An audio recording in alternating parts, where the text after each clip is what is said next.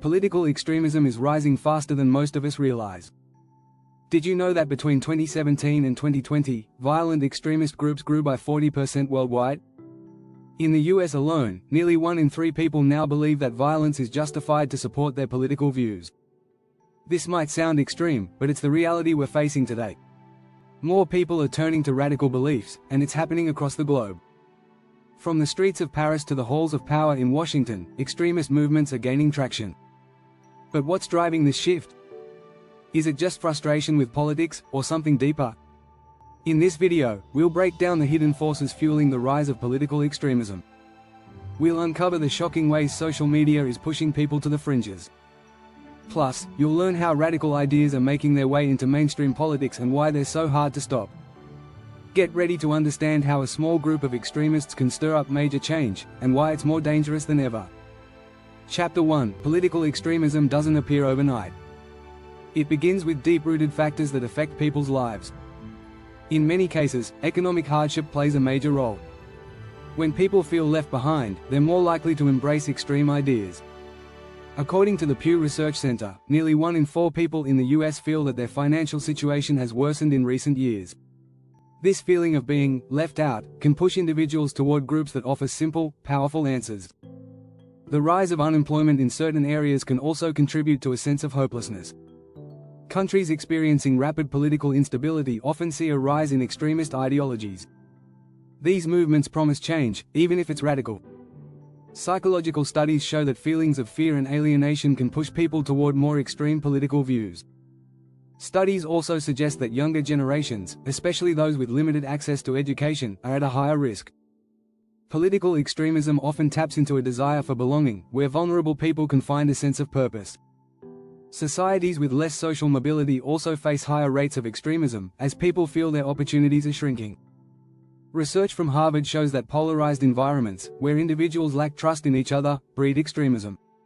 These social divisions create fertile ground for radical ideologies to take root.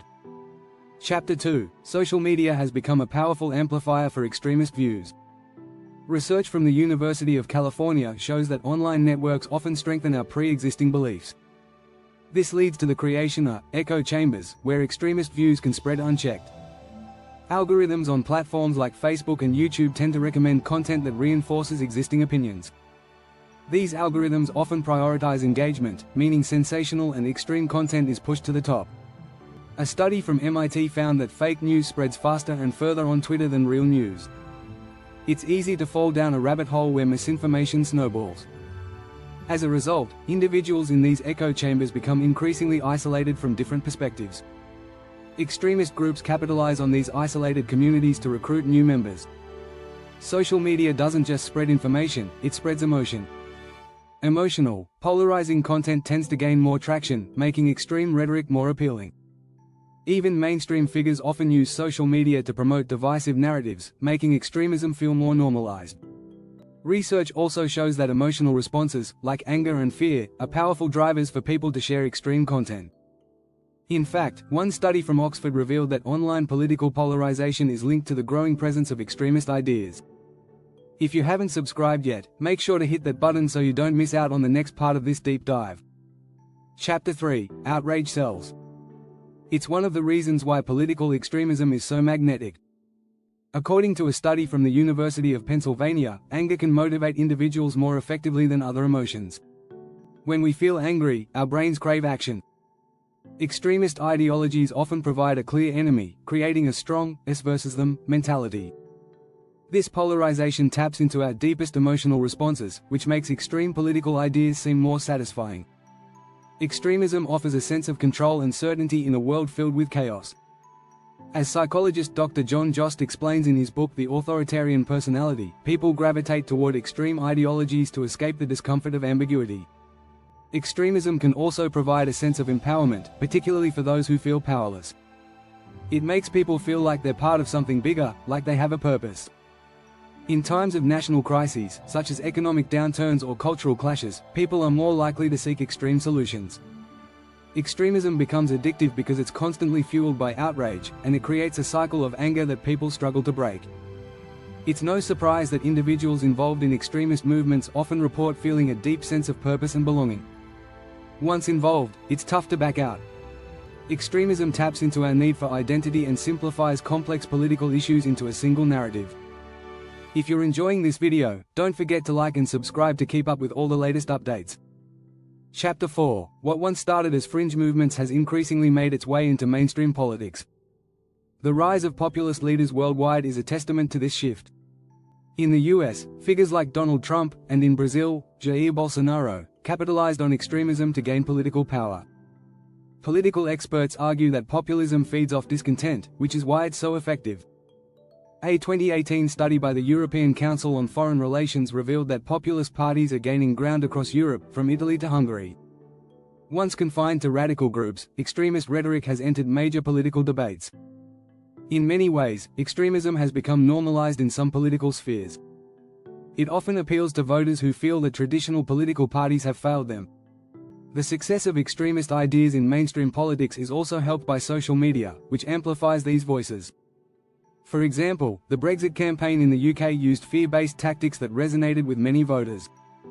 Populist leaders often exploit economic and social divisions, promising to restore power to the people.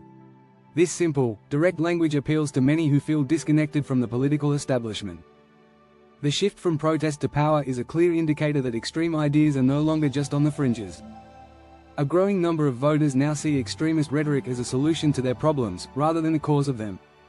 Chapter 5. Political extremism is not confined to any one country, it's a global problem. In countries like Syria and Afghanistan, extremism has led to devastating wars and instability. Similarly, in Western democracies, we've seen the rise of far-right movements. A 2021 study by the International Crisis Group highlighted how extremist violence is spreading from the Middle East to Europe and North America. From the violent protests in Charlottesville, Virginia, to the rise of far-right militias in Europe, these movements share a common thread: frustration with globalism and migration. Extremist ideologies often cross borders with ease, creating a global network of like-minded individuals. Online platforms provide a fertile ground for these movements to communicate and organize across national boundaries. According to a 2020 report by the UN, global terrorism is on the rise, and it's often driven by the same ideologies that fuel political extremism. Even within democracies, extreme political rhetoric often leads to violent clashes. The global reach of extremism is concerning, especially as it can inspire similar movements in far-flung parts of the world. The connection between local grievances and global ideologies has become clearer in recent years. Extremism, like populism, has become a global phenomenon that transcends national politics. Chapter 6. Combating political extremism requires more than just political action, it needs a cultural and social shift. Organizations worldwide are working to counter the spread of extremism. For example, the Global Forum on Extremism is an international coalition focused on sharing strategies for countering radicalization. In countries like Germany and the UK, government agencies have created programs to reintegrate former extremists back into society. These programs, which focus on education and community building, have proven to reduce extremist behavior. Research by the RAND Corporation shows that preventing radicalization is more effective than trying to de-radicalize after the fact. Media outlets, too, play a role by presenting balanced views and not giving extremist voices undue attention. Positive community engagement can also act as a buffer, creating spaces for people to discuss their grievances in healthy ways. One innovative approach includes counter-narratives, where communities challenge extremist rhetoric with alternative stories. Countries like Norway have adopted measures that focus on early intervention, targeting at-risk youth.